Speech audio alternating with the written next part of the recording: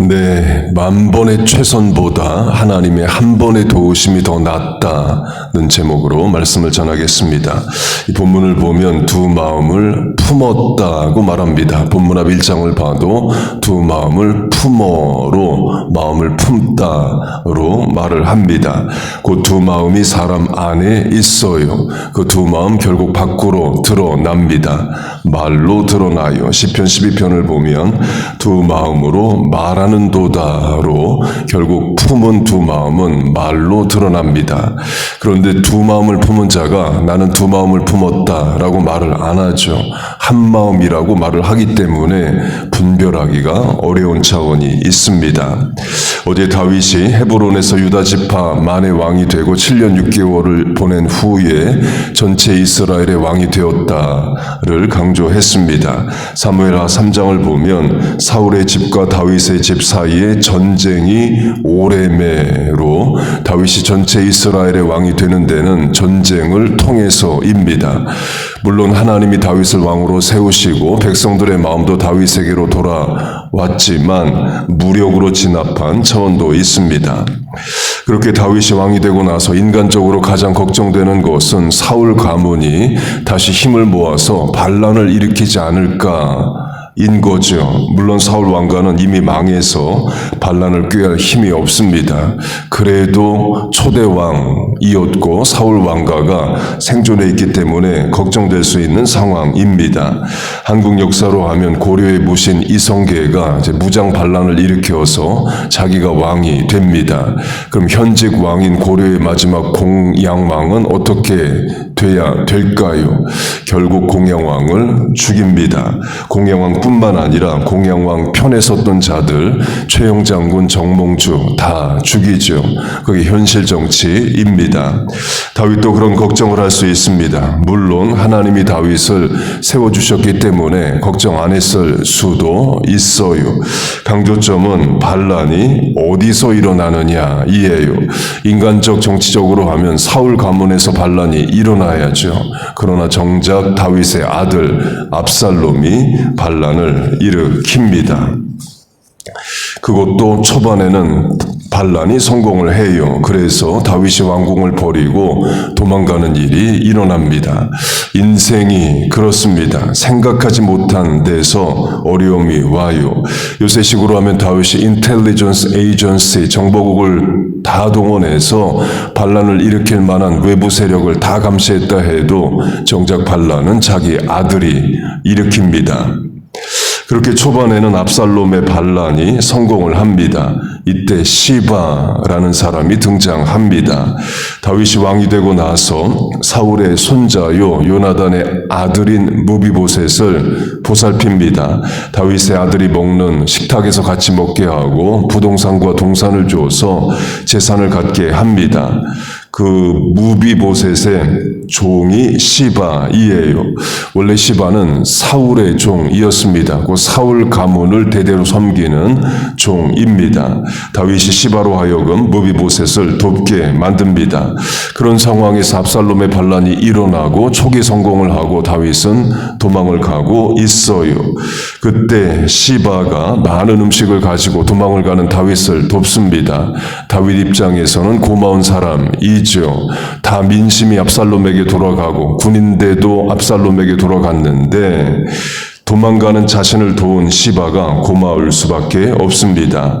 다윗이 시바에게 묻습니다. 사울의 손자 무비보셋은 어디 있느냐? 왜 주인은 안 오고 종 너만 왔느냐를 물어요. 이때 시바가 다윗에게 거짓을 구합니다.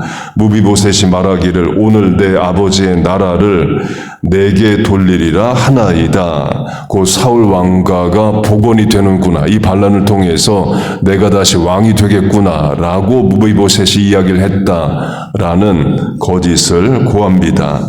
다윗이 아들의 반란이라는 충격과 도망가는 상황에서 시바의 말을 검증을 안 합니다. 그대로 믿어버려요. 신발도 못 신고 도망갈 정도로 정신이 없어서 그랬습니다. 다윗이 맨발로 울며 가고로 신발도 못 신고 맨발로 도망가는 정신없는 상황이어서 그래요. 그러나 차분히 생각해보면 시바의 말이 거짓이라는 것은 금방 드러납니다. 압살롬이 자기가 왕이 되겠다고 반란을 일으킨 거지 무비보셋을 왕으로 세워주겠다고 반란을 일으킨 게 아닙니다. 도리어 압살롬이 왕이 되면 무비보셋을 죽여버리죠. 그 시바의 말이 허술한 거짓말임에도 불구하고 다윗은 그 말을 바로 믿어버립니다. 정신없이 도망가는 상황이어서 그렇죠. 그렇게 다윗이 도망가는데 시바가 먹을 것을 많이 가져다 줍니다. 그러자 다윗이 시바에게 약속을 하나 합니다. 무비보셋의 부동산과 동산이 다 너의 것이다. 두 마음으로 하면 시바가 다윗을 돕는 것처럼 보이지만 결국에 두 마음으로 다윗을 도운 겁니다. 무비보셋의 재산을 뺏기 위해서 다윗을 도와준 거예요. 그러나 그걸 숨기고 한 마음으로 다윗을 돕는 것처럼 다윗에게 접근을 했습니다. 다윗은 그것을 알아보지 못해요. 인간적 세상적으로 보면 시바라는 사람은 정치적 판단이 빠른 사람입니다. 당장에는 압살롬의 반란이 성공을 했습니다. 다윗은 도망가고 있어요. 그럼 시바가 먹을 것을 갖다 준다면 압살롬에게 갖다 줘야죠. 성공한 자는 압살롬이기 때문입니다. 압살롬에게 먹을 것을 갖다 줘도 무비보셋의 재산 다 받을 수 있어요. 그런데 시바는 아는 겁니다. 결국 다윗이 이길 것으로 판단이 된 거예요. 그러니까 도망가는 다윗을 도와주는 거죠. 세상적으로 판단력이 뛰어난 사람입니다. 이 상황을 내가 어떻게 이용해야 내게 유익을 얻을까가 대본의 판단이 되는 분명한 사람입니다. 보통 사람들 같으면 나라에 반란이 일어났다 그러면 내 재산 어떻게 되고 내 지위 어떻게 되느냐 불안하고 걱정하는데 시바 같은 사람은 이게 기회다라고 생각하는 사람이라는 거예요. 그 세상 사람인 거죠. 그 세상 사람에게 다윗이 속습니다. 결국 반란이 진압이 됩니다. 다윗이 왕궁으로 돌아와요. 그때 무비보셋이 다윗을 마중하러 나옵니다. 다윗이 무비보셋에게 묻습니다. 내가 도망갈 때 왜 너는 나에게 오지 않았느냐? 그러니까 원망이 섞인 말인 거죠. 무비보셋이 말합니다. 종 시바가 나를 속여서 다윗에게 가지 못하게 했다. 그 다윗이 사실을 알게 되었습니다. 시바가 악인이에요. 시바가 왕인 다윗도 속이고 자기 주인 무비보셋도 속인 겁니다. 다윗이 처한 어려움을 통해서 자기 이익만을 얻고자 했어요. 사실의 전말을 알게 된 다윗은 어떻게 해야 되겠습니까? 우리식으로 하면 시바를 죽여야죠. 왕이 어려울 때 왕을 속인 자, 기만한 자입니다. 자기의 이익만 추구한 자이에요. 그런데 다윗은 이렇게 합니다.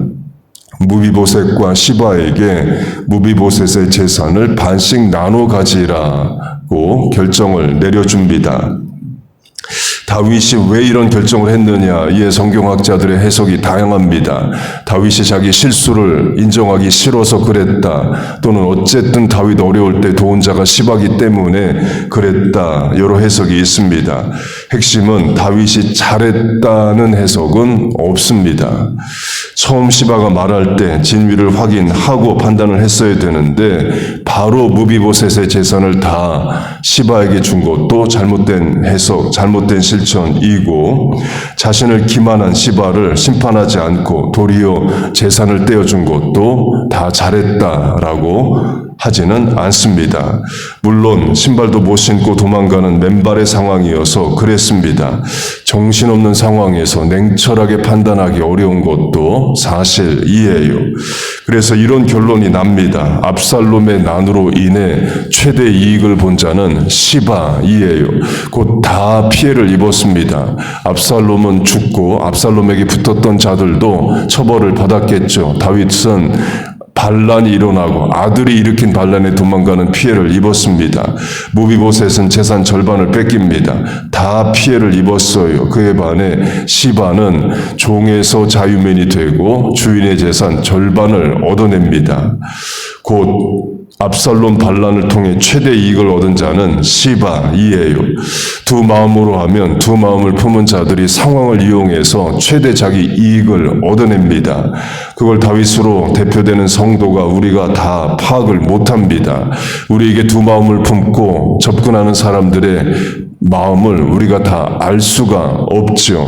압살롬이 말하듯이 내가 낳은 자식도 나를 속이는데 남이 나를 속이는 것을 우리가 어떻게 다 알겠어요. 그래서 어떻게 해야 되느냐? 성급하게 결정을 내리지 않아야 한다입니다. 다윗처럼 사실관계를 확인하지 않고 바로 시바에게 무비보셋의 재산을 다 주는 그런 일을 하면 안 된다 이에요. 상황이 어렵고 힘들어도 당장의 기분 감정으로 판단하고 결정하면 안 된다입니다. 당연히 어렵습니다. 방법은 그래서 하나님께 묻는 거예요.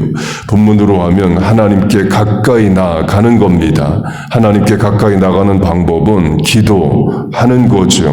하나님, 내가 이런 상황인데 이런 감정 기분이 드는데 이렇게 결정하고 계약하고 사인하고 싶은데 맞나요? 한 번이라도 우리 물어야 됩니다. 역시 이것도 어렵습니다. 다윗도 못합니다. 다윗도 기도하고 결정하기보단 그저 사람의 말을 믿고 그 순간의 감정 판단으로 결정을 내려요. 결국 하나님이 도와주셔야 됩니다. 하나님이 이 순간의 내 마음, 판단, 기분, 감정, 결정을 붙잡아 주셔야 돼요. 나를 속이려는 두 마음을 품은 자가 내게 가까이 왔을 때에 의심하게 하시고 경각하게 하는 마음도 하나님이 주셔야 됩니다. 내가 나를 위한 결정도 하나님께 묻고 지혜를 구해야 돼요. 우리의 만번의 최선이 하나님의 한 번의 도우심보다 못합니다. 사람의 최선의 최선보다 하나님의 도우심이 더 나아요. 여러분 믿습니까? 그래서 오늘 우리가 새벽에 기도하는 거죠. 하나님, 나를 도우시고 오늘 우리의 판단과 실천을 붙잡아 주옵소서. 죄와 악으로부터 우리를 보호하시고 두 마음을 품은 자로부터 우리를 지켜 주옵소서 간구하는 겁니다. 그렇게 늘 하나님께 묻고 하나님이 주시는 지혜와 도우심으로 살아가는 우리 모두 되시기를 주의 이름으로 축복하고 축원합니다. 아멘. 기도하겠습니다. 하나님 아버지, 우리에게 지혜와 판단력과 분별력을 주옵소서. 늘 하나님께 묻고 결정하게 하여 주옵소서. 세상의 죄와 악을 분별하게 하시고 두 마음을 품은 자들로부터 우리와 자녀들을 지켜 인도하여 주옵소서. 말씀이 주는 분별력이 있게 하여 주옵소서. 하나님, 오늘도 하나님만 의지하고 소망하는 새벽 성도들 모였습니다. 이 아침의 간구의 기도에 역사하여 주옵소서. 예수님의 이름으로 기도하옵나이다. 아멘.